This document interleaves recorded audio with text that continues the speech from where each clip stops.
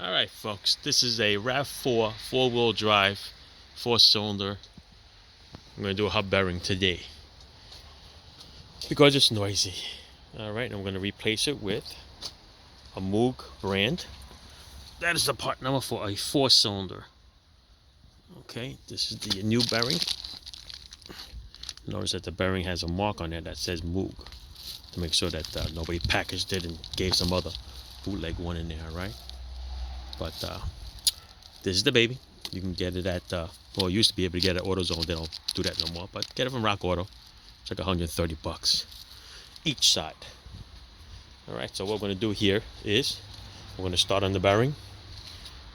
And we're going to start to take everything apart first. All right, so of course, we took the wheels off.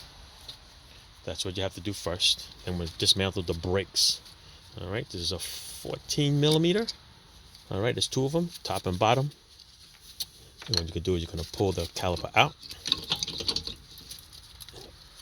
and tie it up out of the way. I got a little wire tie up here. I'm going to make it hang so you don't put any stress on that brake hose, okay? All right, so it's up out of the way. No harm done. In the back here, there are two 17 millimeter bolts that hold the brake caliper onto the spindle or the knuckle, depending on what you guys want to call it.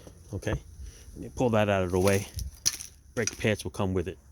Yes, it needs brake pads, and it needs rotors too. See, there's a crack right there. All right, now after that, you're going to take your rotor off. Sometimes it's already loose. Sometimes you gotta whack it with a big sledge. But listen, this thing needs rotors, so don't be afraid to hit it with a sledge. It'll come right off. Put it right here. Like my bend pack scissor lift, great item. All right, so this rotor will come out. Let me show you what the back of this rotor looks like. Yeah, time for rotors. All right, it's all part of the job. So a simple hub bearing becomes a big job with all these parts. All right, so now what we have to do is, listen, while you're here, get some WD-40 and put it on all these bolts over here. Then go get that. WD-40, yeah, it's gonna be one of your best friends.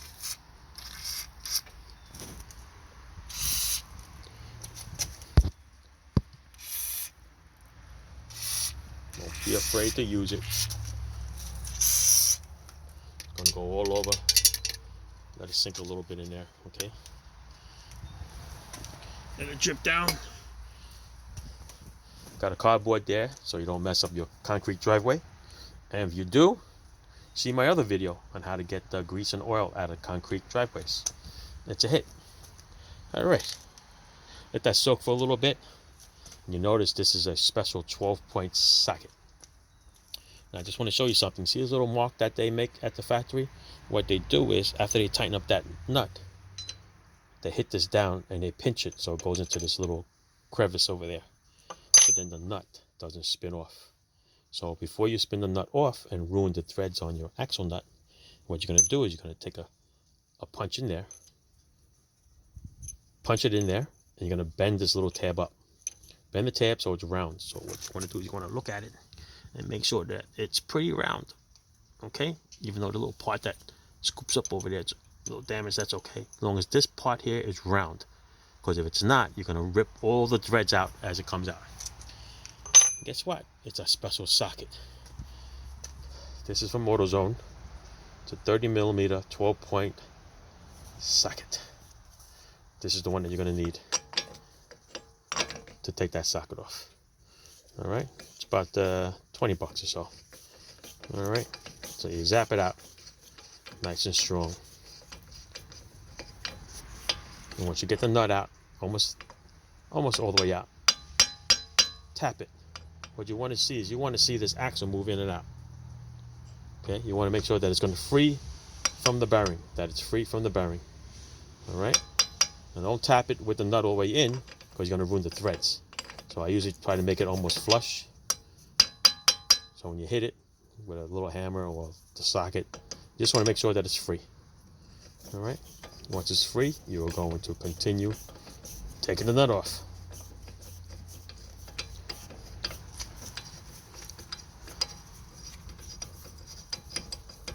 All right, so now, after you take the nut off, we're gonna work on this 17mm nuts in the back. Those are the 4 that hold the bearing on to the spindle. Now that I soaked them with stuff, let's go see what we got to do with those. Break a bar, knock them a little loose, and then we see if we can get a ratchet in there, maybe with a little extension. All right, so what we're going to use is a little wobbly extension. Okay, I love these because they give you a little bit of an angle. And we're going to try to get back here. I'm going to break these 4 loose, and you're going to remove them all the way. Okay, the reason why I use the extension is because a little closer, this ratchet actually hits the CV. All right, so I'm going to bring it out a little bit more. Same thing on this side over here. Brings it out, gives you a little more room. All right, you can see they're starting to thread out nicely out of the wheel bearing. All right, let's see. All right, so getting to the last bolt here, I'm going to spin this little sucker out, and hopefully the wheel bearing won't give us a hard time coming out. All right, we'll take the bolt out. Beautiful, that came out nice.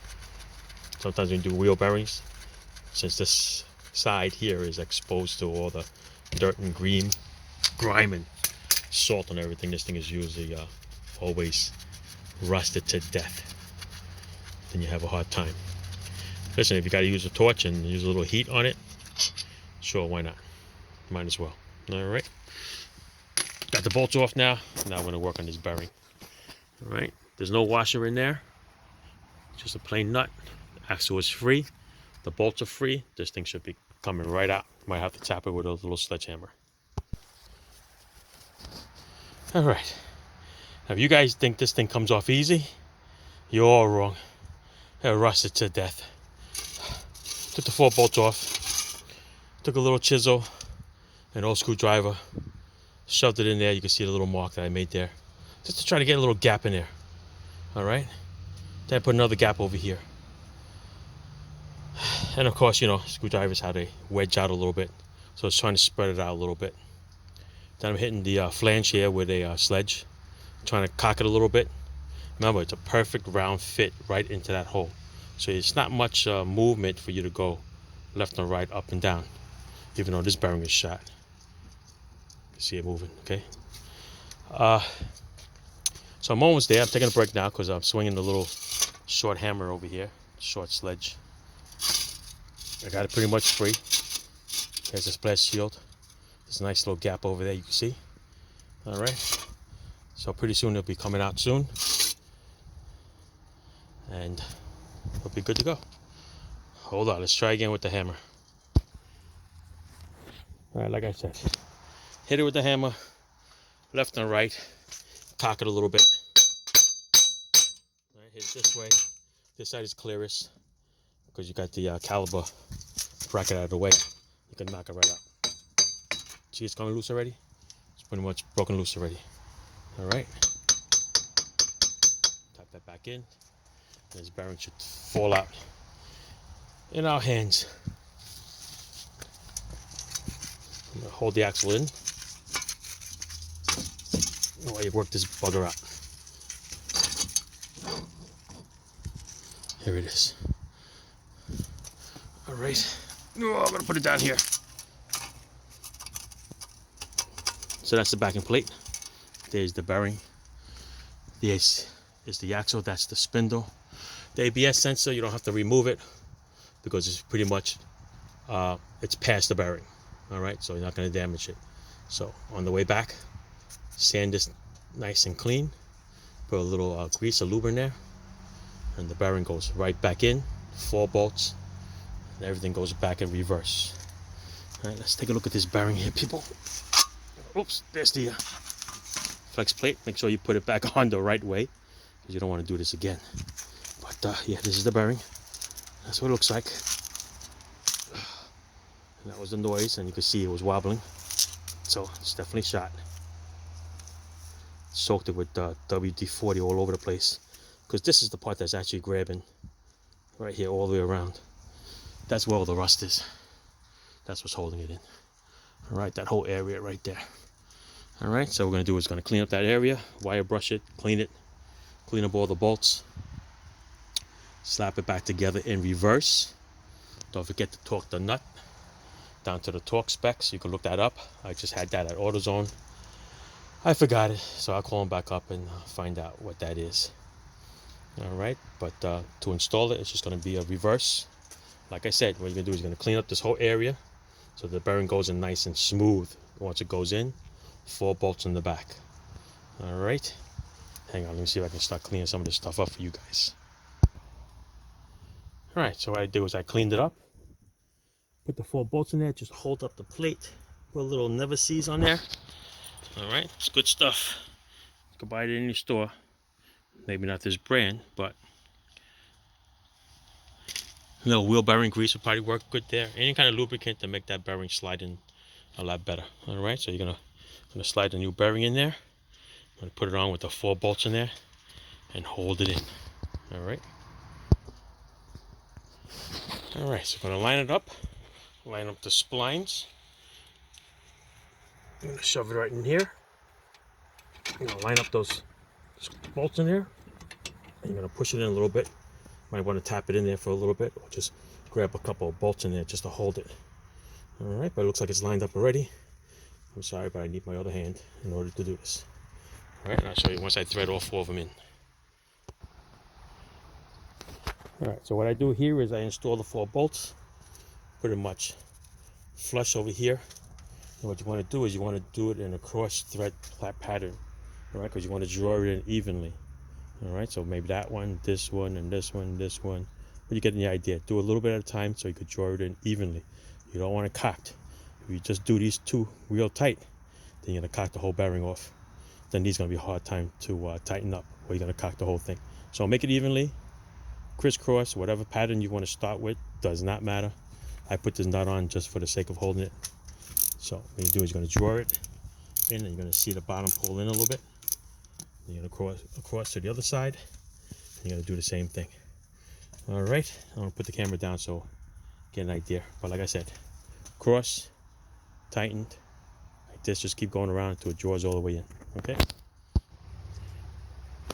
All right, like I said, crisscross pattern, make it nice and tight.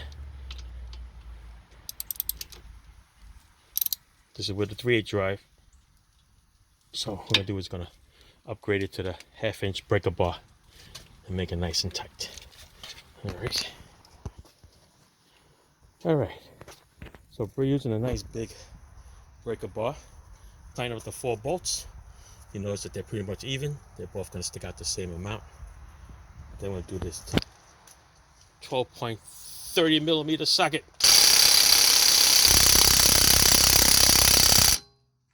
Make that nice and tight. There goes that socket. All right. Now what we're going to do is, you could torque it to specs. All right. Call up Toyota, call up AutoZone. They should have the specs on there. Torque it to the right specs. After you torque to the right specs, we're going to go and hit this little piece here with a punch and pinch it into that hole over there. Right. Look how close the other one wasn't too bad.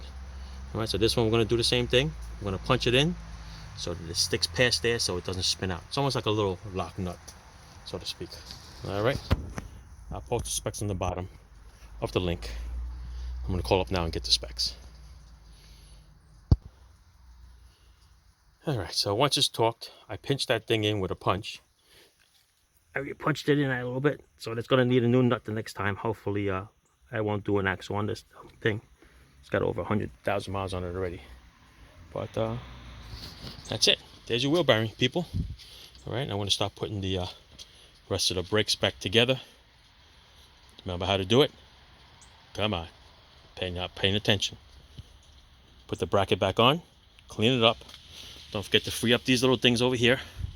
All right, because this one's frozen. This one's free. All right, this one's frozen. All right, same thing. Put it back. Brackets back on. Put back your little 17 millimeter bolts. Put your new rotor on. Actually, the rotor first. Yeah, rotor first. Bracket on. Brake pads. Caliper. Okay, that's it. This video is just for the wheel bearing. I'm not going to show you how to do the brakes. You guys already know that already. Otherwise, you wouldn't be here. All right, I'll show you the final product in a little bit. All right, so here we are, putting most of it back together. This is the Duralast Gold rotors, the 3-year warranty ones, because the 2-year warranty ones that I bought, which is very good, those are ones I've been using for years, they came in gouged. Has some scratches in there that's no way that's going to come out, and that'll ruin the brake pads instantly.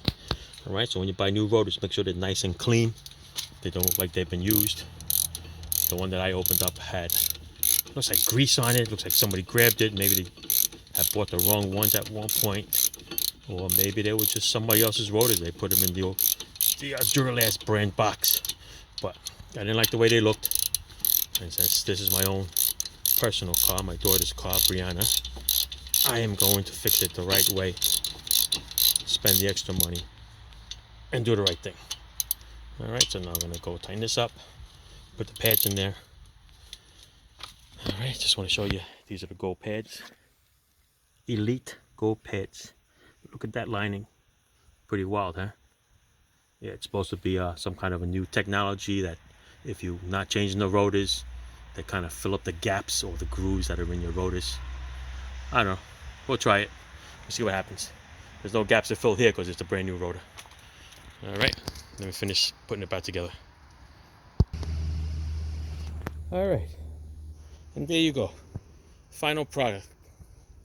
Okay, new rotors, new brake pads, lubed up the calipers, the pin where I told you that was frozen. All right, that's it all together. Now just slap the wheel on, and let's do the brakes on the other side. All right, it's been a long one. Ciao, people.